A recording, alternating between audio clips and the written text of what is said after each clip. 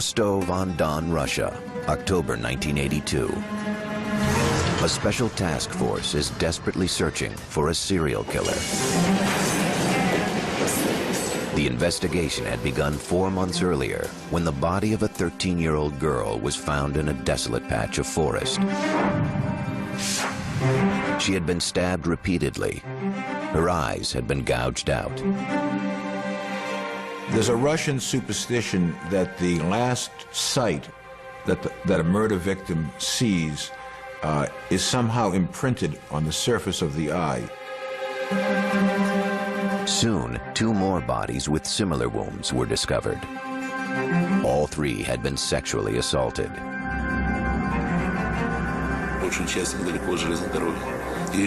All the bodies were found in the woods near the railway tracks in the Oktябрьsky and Shakhty districts. At first, the brutal and ritualistic nature of the killings led police to suspect a satanic cult was at work, or a group harvesting organs to sell for transplant. Police also wondered if a gang of boys from a local home for the mentally handicapped might be responsible. They dubbed the investigation the Case of Fools. None of these theories panned out. In the Soviet era, local investigators were not prepared to understand the brutal nature of the killings. They had not dealt with anyone of his caliber before. They were reluctant to admit that things like this would occur in a communist state. The best they could do was gather bits of evidence. We got down to serious work, first of all, with the identification of the bodies and then forensic tests of the remains. Despite these efforts, the body count rose. By 1984, we had found 23 bodies. Some of the bodies were still fresh, which gave us a broader picture of the injuries and the killer's behavior at the site of crime. Many of the victims were young girls and boys who had been discovered in the wooded areas around Rostov. All had been mutilated.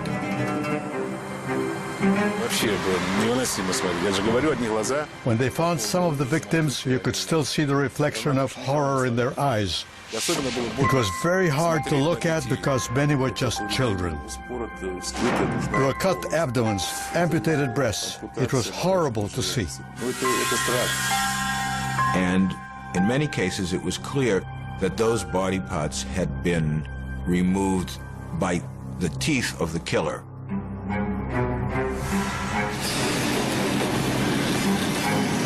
A lot of the bodies were found near transportation points, bus stations, train stations in particular, which indicated that the killer, whoever he was somebody who used the Soviet transportation system extensively. Despite clear evidence that a serial killer was on the loose, Soviet police and the Communist Party-controlled media refused to release any information. In the absence of real facts, rumors spread throughout the region. There were rumors of people with state black limousines, scarfing up children in the countryside. But in the absence of any real media, these children disappeared and nobody knew that they had gone. With no solid suspects, Rostov police began a wide-ranging manhunt, arresting nearly anyone who looked even vaguely suspicious. They had a lot of manpower, and they deployed dozens and dozens of detectives trying to come up with suspects. But for 8 years, the killer remained at large. Initially, his victims tended to come more from the ranks of what they called women with disorderly sex lives. As time went on, he started to take more and more boys, innocent children, whoever he could lure and kill. He chose children whose physical stature made it easy for them to be manipulated. He chose prostitutes who were willing to go with a stranger. Police focused their efforts on transportation hubs. They put very high-profile police officers, uniforms, etc., in all but a few train stations or bus stations. All the large stations were patrolled by policemen in uniform. We were trying to play on the criminal's emotions and drive him into an isolated location.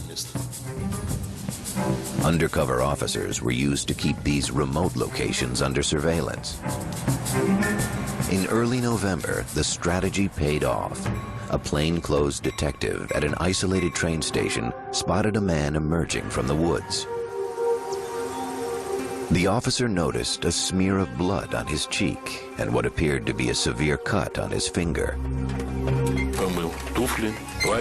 According to the policeman who was watching him, the suspect washed his shoes and cleaned his coat. The policeman in civilian clothes asked him to show his papers. He identified himself as Andrei Chikatilo, a 54-year-old grandfather and loyal Communist Party member. The detective did not have enough reason to hold Chikatilo. He did, however, file a report on the incident. 24 hours later, a passerby discovered a girl's body in the same woods. It happened the next day after Chikatilo had been stopped on the platform. The body had all the typical injuries on it. The chief of police immediately demanded the files of any suspicious individuals who were registered in the last 24 hours.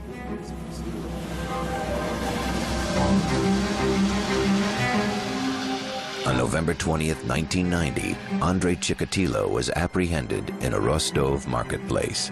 Investigators captured the arrest on video. He had come out of the pub with a bottle of beer and tried to make contact with a young boy. We suspected that he might try to lure the boy away. And at that point, Chikatilo was arrested. By now, Chikatilo was suspected of committing more than 30 murders, but the police had no eyewitness and few real clues. Detectives desperately needed proof of his guilt. They needed a confession. They wanted to get the confession. If you read Crime and Punishment by Dostoevsky, I think that you'll see that the confession is a very powerful symbol and very powerful element in Russian culture. Soon, Andrei Chikatilo would reveal the gruesome details of his 12-year run as a sexual predator. It was a tale that would shock a nation. In the annals of crime, Andrei Chikatilo is undoubtedly one of the most sadistic killers ever to live, and he got away with murder for more than 12 years.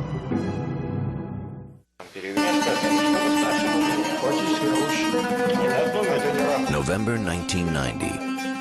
Police in Rostov-on-Don, Russia, were interrogating suspected serial killer Andrei Chikatilo.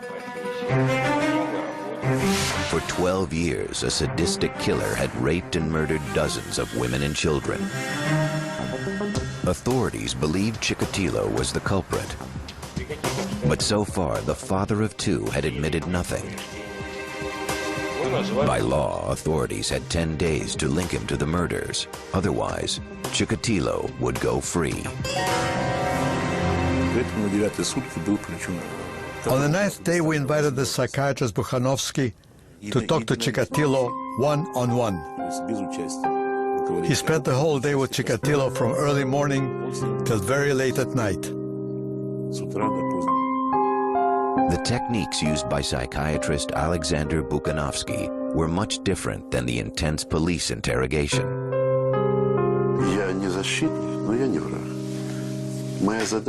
I explained I wasn't his enemy, although not a defender either. In the medical language, there are no words like guilty and wrong. I wasn't his judge, but just a doctor. Chikatilo opened up to Bukhanovsky. After several hours of conversation, he began to confess his crimes. He probably, in some respects, wanted to be caught. I can't imagine somebody doing that for all those many years and not realizing that he was living in a hell of his own creation and wanting to be out of it. He took even a kind of smarmy, perverse pride in demonstrating his various techniques, which he did in the KGB gymnasium, where little dummies were used to represent the victims. Not only did Chikatilo admit to the 36 murders of which police were aware, he also described 17 more that they hadn't tied to him. From then we began to collect evidence to prove his connection to the other murders. Или брюки только спущены? Нет, как, ага, я вот не понял этого. Он в это время одежда у него... Chikatilo was more than willing to show how he disarmed people, how he tricked them, how he tied up the boys, how he inflicted the knife wounds, and how he even had sexual relations with his victims, either in the stage of near death or after death. What we do know about the serial killer is when you start to talk with them, they hold everything together. Then they begin to disintegrate, and they begin to be able to share bits, pieces, odds and ends of murders. On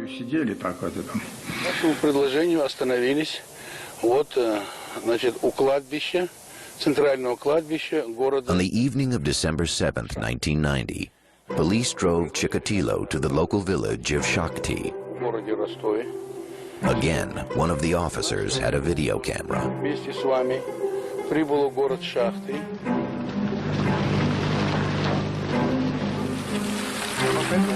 Walking between the gravestones of a small public cemetery, Chikatilo brought them to the site of a shallow, unmarked grave. Police dug until finally a child sneaker emerged through the earth. Chikatilo watched casually, detached from the proceedings. But these horrors would shock the Soviet nation. What could have created this brutal killer? How could he have killed so many for so long? What would cause a person to slip over that line and become a serial offender of any kind?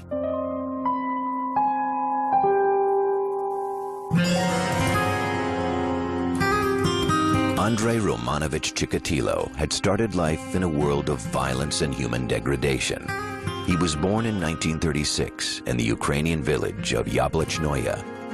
Joseph Stalin ruled the Soviet Union with an iron fist, and famines devastated the Ukrainian people. There were serious food shortages in Ukraine, partly as a result of the devastation of the war, and partly as a result of the agricultural policies of the Stalin-era Soviet Union. Under the banner of collectivism, Stalin forced peasant farmers to deliver their entire crops to the state for nationwide distribution. In the Ukraine itself, however, people were starving. There were outbreaks of mass cannibalism in Russia that were caused simply by hunger. Reports of cannibalism became so frequent, they developed into a kind of folklore. A typical family cannibalism story. My aunt was arrested because she had somebody over for a meal, and there were fingertips floating in the soup. As a young boy, Andrei's own mother told him such a grim tale about a horrific event that had supposedly happened just before he was born. His mother used to tell him stories that his older brother was cannibalized because of the famine that was taking place. She constantly used it as a warning: don't go out and play after it's dark. They'll grab you and eat you just like they did to your brother Stepan. Her claim that his brother had been cannibalized was impossible to confirm, but psychiatrists speculate that Chikatilo himself might have been traumatized by another crime, an assault on his mother. His sister was born in 1943 during a time when the Germans were occupying a large part of Ukraine where he lived. And his father was supposedly in the Red Army at the time. It's hard to imagine how the father could have gotten back to the family home to impregnate the mother. And they had a one-room home. So it's quite possible that he saw a German soldier rape his mother. Also devastating in the eyes of 13-year-old Andrei was the fate of his father, taken prisoner by the Nazis. When Chikatilo's father finally returned home in 1949, he was suffering from tuberculosis. Rather than being rewarded for his war service, he was branded a traitor to the Soviet government. You either died in battle or you triumphed, and there was no third way that was honorable. Stalin's paranoia was such that soldiers who were captured by the Germans and held captive were considered suspect. Although the Communist Party made Andrei's father an outcast, Andrei's own devotion to the state was such that as a young teen, he became an active member of the Communist Youth League. Chikatilo was very genuine in his belief, in his professed public belief in communism. But with the onset of puberty, young Andrei realized that he was not like the other boys in the Youth League. He never fit in very well, and he felt embarrassed and humiliated generally about his lack of sexual prowess. His social circle consisted of much younger children, with whom he felt comfortable because they understood him, or elderly people who liked him because he was always a good boy. As a teenager, Andrei was attracted to young girls, but he was humiliated when he found himself unable to perform sexually. At that point, he was probably as attractive a man as he was ever going to be, and started having courtship with a girl in the village. And his impotence destroyed that relationship. It became a subject of gossip in the village. It was yet another insult to Chikatilo's fragile self-image, and a discovery that would torment him all of his life. By 1955, Andrei Chikatilo was desperate to escape Ukraine and memories of a miserable youth. By his late teens, Andrei knew that he was sexually inadequate. To compensate, Chikatilo decided to better himself in other ways. He set his sights on the prestigious Moscow University, hoping to earn a law degree. But he failed the entrance exam. Disappointed, he entered a vocational school. He wanted to believe in himself as a person who had studied hard, which he in fact had, and gotten a university degree. Not an insignificant accomplishment given his origins. That was another layer of acceptability, if you will, another layer to cover up what really existed with Chikatilo. In 1963, at the urging of his younger sister, the 28-year-old Chikatilo married. He was living with his sister, and she had a spinster friend, and the two of them were put together, and having no better prospects, they married. His new wife, Feodosia, was a 24-year-old daughter of a coal miner. At last he had found a person in life with whom he could communicate and relate and have something approaching normal emotional closeness. He never was capable of normal sexual relations with her, but there was, through a kind of masturbation and insemination process, an effort made to conceive children. In 1965, they were successful. The birth of their daughter, Luda, was followed by a son, Yura, 4 years later. Chikatilo found work as a communications technician. Throughout this time, he continued his studies, working towards degrees in Marxist-Leninism, engineering, and Russian literature. The family had a balconied second-floor flat in a nondescript block. By Russian standards, it was a pleasant life. Outwardly, Andrei was a good husband and father. Feodosia had little reason to complain. She might have felt, well, he's a party member, he brings home his salary, he's not drunk, and he doesn't beat me. Those last two things would set him apart in a favorable way from a lot of men in the Soviet Union. His marriage, his children, his membership in the Communist Party, that's what everyone saw. But that wasn't his true personality. Chikatilo had erected a modest and respectable facade for the world to see. Inside, however, he was desperately frustrated.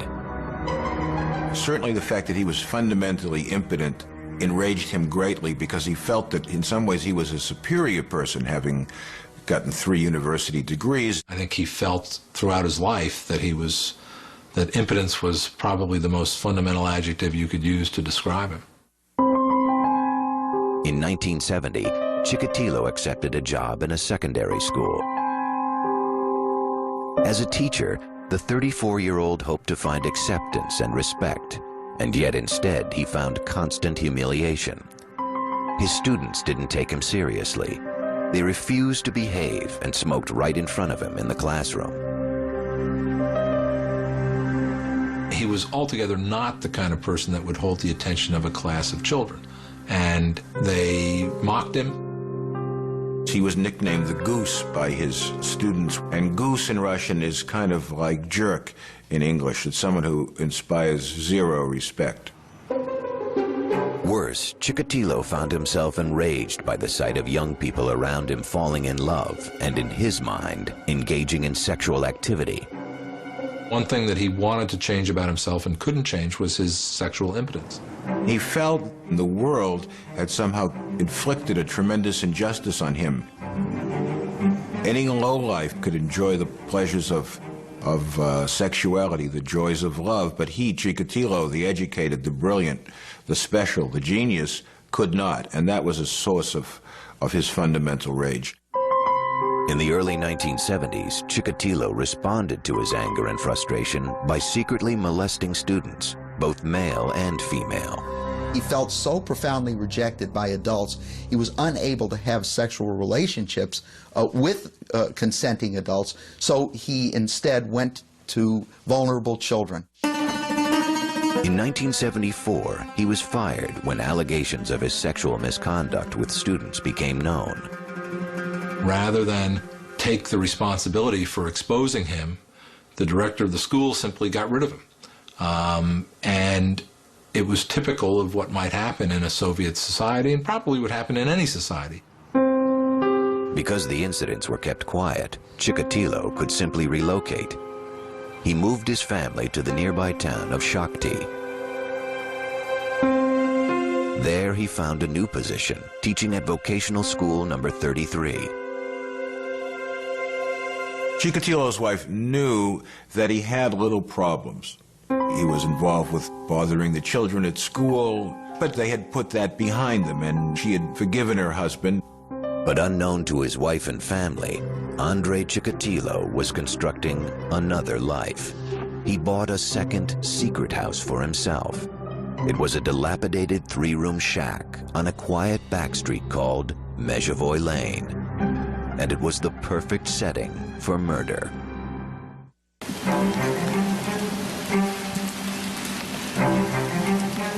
In Shakti, Russia, Andrei Chikatilo seemed to be a devoted family man. His inner life, however, was filled with dark and murderous desires. In 1978, he began to turn these feelings into action.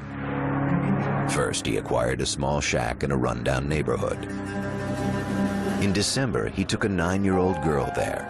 Her name was Yelena Zakatnova. Her friends called her Lena. He'd met her at a bus stop and offered her something Soviet children rarely enjoyed, bubblegum. She agreed to follow him to the house. He encountered this girl and first discovered with her that violence on the body of a girl was something that would get him excited. As he began to molest her, he grew increasingly excited and wanted more direct sexual contact with her. He was unable to perform sexually, so he used a knife instead. It was the moment when he discovered that murder was his passion. After that, he knew himself in a new way. Afterward, he carried Lena to the nearby Grushevka River. He set her body in the water, then tossed her school bag after her. She was found 2 days later. Although policemen investigating the case came across some bloodstains near Andrei Chikatilo's secret house, he was not considered the prime suspect. The problem is, from the point of view of the police, that he had no criminal record. He was a party member. He had a wife. He had children. he did not fall into any of the categories that they were used to looking for criminals in. Rather than focusing on Chikatilo, police found someone they deemed a more appropriate suspect, a local man who had spent time in prison for rape. He was later convicted and executed.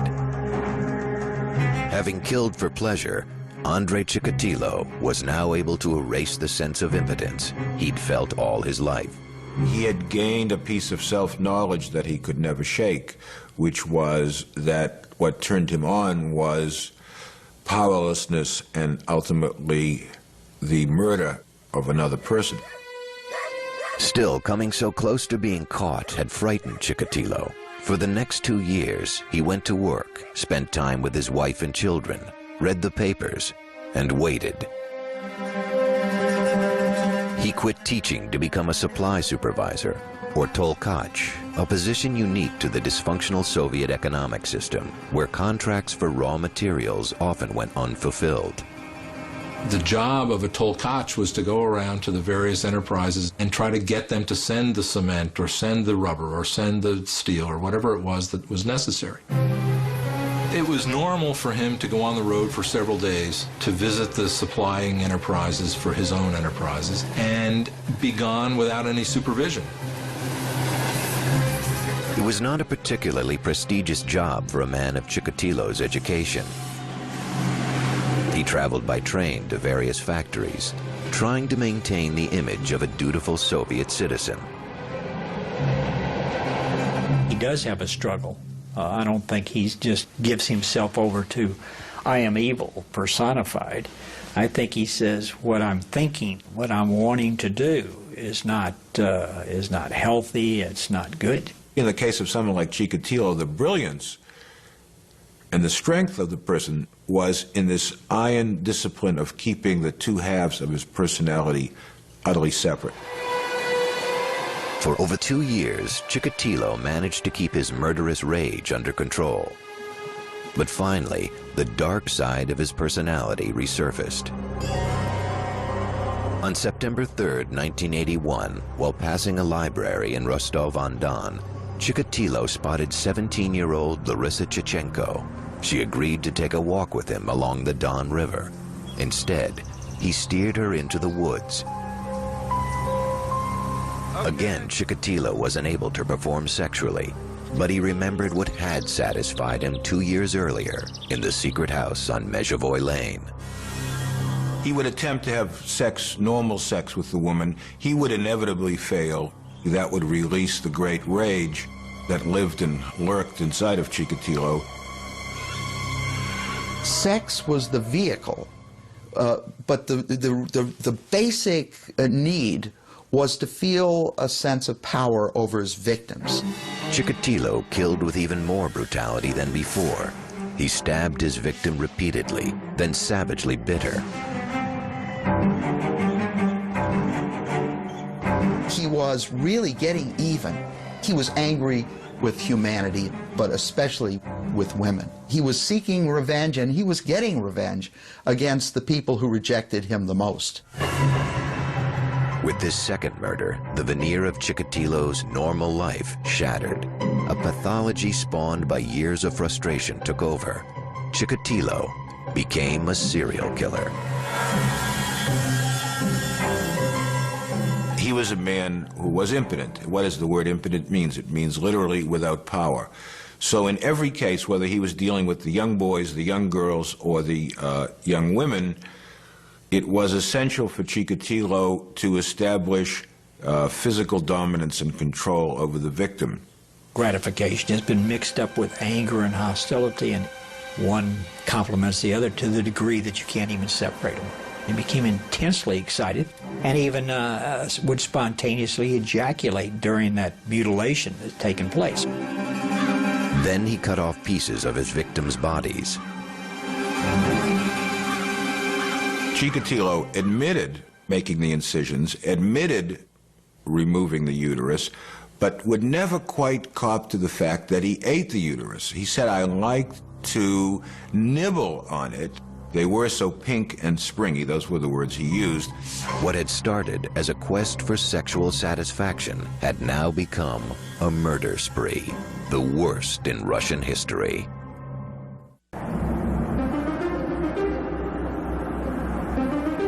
1984, Rostov-on-Don, Russia.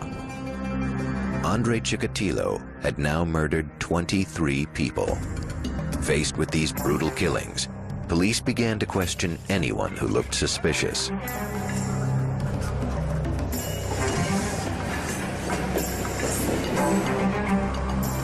On September 13th, two Rostov detectives spotted a 6-foot-tall man wearing a black fur cap.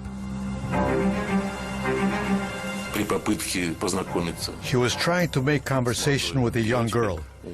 It was decided not to detain him on the spot, but follow up and see what he was going to do. The officers tailed the suspect as he approached one young woman after another. Eventually, they observed him fondling a prostitute in a deserted station. This act of public lewdness was enough for detectives to arrest the man. He identified himself as Andrei Chikatilo. He was carrying a small leather case.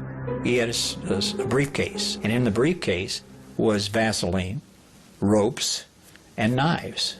Well, that sounds to me like what we refer to as a kill kit. But after questioning Chikatilo, investigators discovered that he was a devoted family man and a loyal Communist Party member. He was eventually released. They were looking for a young killer who had a criminal record, who might have been known as a sexual pervert in his community. He had gray hair, thick glasses. He was tall and skinny with a little pouch of a belly. He seemed to be just another face in the crowd of people that you would see in a provincial Soviet city.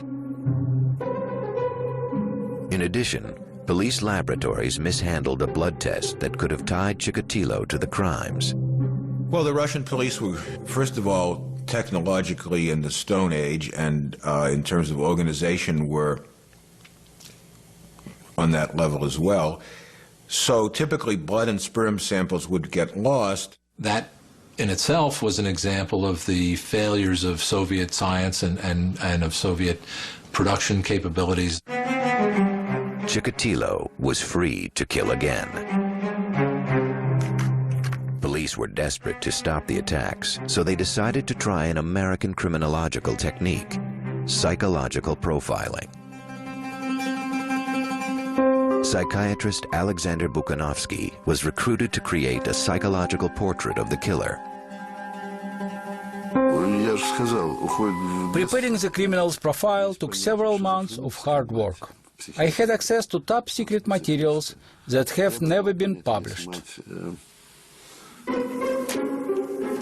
By analyzing this evidence, Bukhanovsky painted an intriguing description of the killer.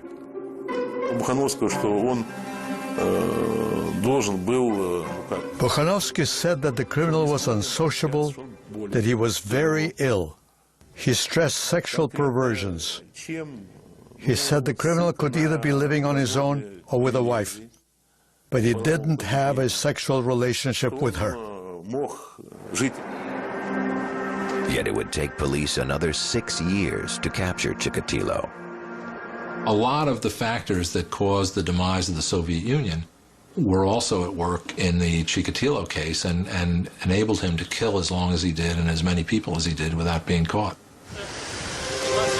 Finally, on November 20th, 1990, after a 12-year killing spree and 52 victims, Andrei Chikatilo was arrested. Dr. Bukhanovsky's profile would prove chillingly accurate. In his confessions, he says he enjoyed their cries, he enjoyed the blood, and he enjoyed their pain. Well, he's obviously a sexual sadist. What the serial murderer learns with the act of his first murder is that he can be in control. Because until this time, they've basically been the scattered pieces of an individual that has never made them feel that they are in charge. The most serious motivating force for a lot of people, if not all people, is sex. The desire to procreate, the desire to be a sexual being.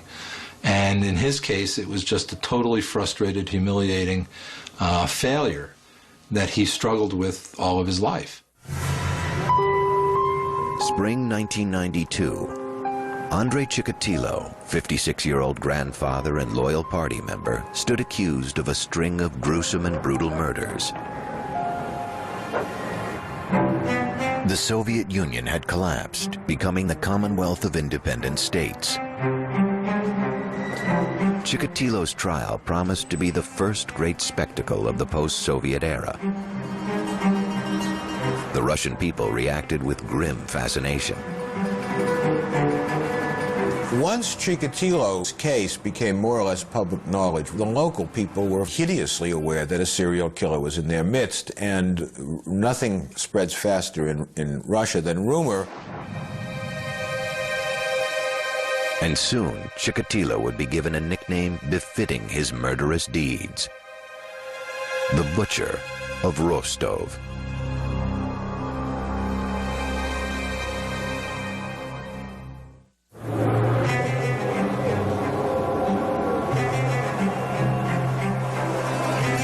On the morning of April 14th, 1992, in the Russian city of Rostov-on-Don, citizens flooded the steps of the House of Justice, anxious for a glimpse of the accused killer, Andrei Chikatilo. For months, newspaper headlines had branded him the Red Ripper, or the Butcher of Rostov. Chikatilo was dressed in a souvenir Olympic sports shirt provided by the court. His head had been shaved, a standard procedure to guard against lice. As proceedings began, the setting resembled a circus more than a murder trial. He was in a large iron cage in the courtroom. The cage was to protect him from the rage of the parents of the victims. He was never able to sit at a table and converse with his lawyer the way a Western defendant would have been. It was a bizarre scene. In the public seating, you had a number of family members of victims who were quite vehement in their desire to see him executed. And if they had had the option of seeing him executed by having wolves tear him apart, they would have voted for that. The victim's parents' reaction was understandably strong. When he was put in his cage, people rushed towards it and shouted, "Give him to us." But how else would you expect the parents who lost their children to behave? On the opposite end of the courtroom, Justice Leonid Akopyanov presided, flanked by ordinary citizens, the Russian equivalent of the Western jury. The judge read the list of charges. The volume of evidence filled 222 casebooks. The story they told was grim and horrifying in its details. The victims' ages varied from 9 years old to 45. They were both male and female. The ultimate point of the sexual act is to create life. Chikatilo's idea of it was that it should climax in death, so he was Mr. Anti-Sex, Mr. Anti-Life. It took 2 days for the judge to read through his list of indictments. On April 16th, the defendant was allowed an opportunity to address the court. Families of Chikatilo's victims screamed insults. Some fainted. In a rambling 2-hour statement, Chikatilo described himself as a man robbed of his genitals. Born impotent, Chikatilo claimed to be cursed by a lifetime of sexual frustration that had eventually driven him to murder. He asserted that he had never planned to kill, but that he had been seized with shaking and shivering and had lost control. He seemed at various times intent on proving that he was crazy. At some points that I witnessed, he jumped up and started shouting at the judge and then dropped his pants and exposed himself. At other times, he started cursing and screaming and so forth. Most observers believed Chikatilo's behavior in the courtroom was an act, an effort to gain sympathy. If found criminally insane, Chikatilo could be placed in a psychiatric hospital. If judged sane, however, he faced execution. In Russia, that meant a single bullet to the back of the head. The definition of sanity and insanity from the legal point of view, which is an international definition and was used in the Soviet Union, was can the person in question tell the difference between right and wrong? The trial would continue for 6 months.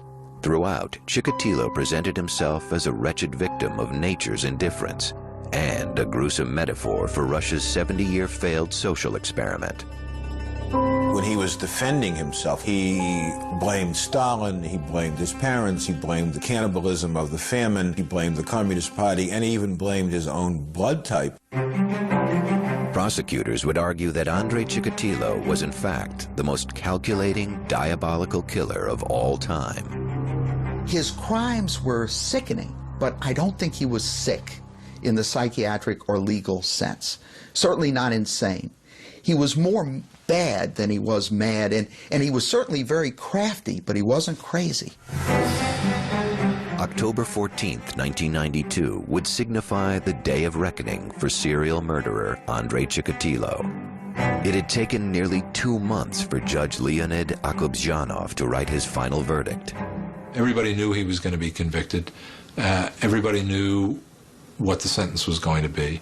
But there was, I guess, some value in going through the ritual.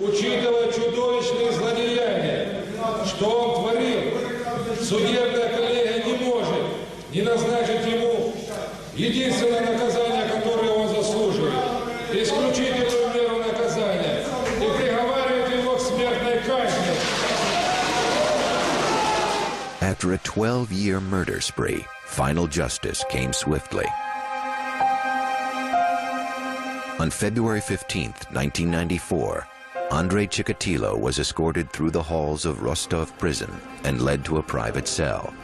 There he was executed by a single shot behind the right ear.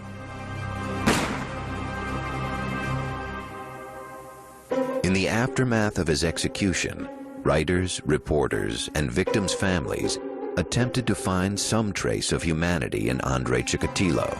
But in many ways, this man, who committed extraordinarily cruel crimes, remains an enigma. He spoke himself of some of his motivations, and yet, when you hear any single explanation, it never rings with sufficient truth to explain the hideous crimes that this man committed. Having seen the dead bodies of so many victims, it may have seemed natural for me to hate him. And that is what I felt until Chikatilo was finally captured.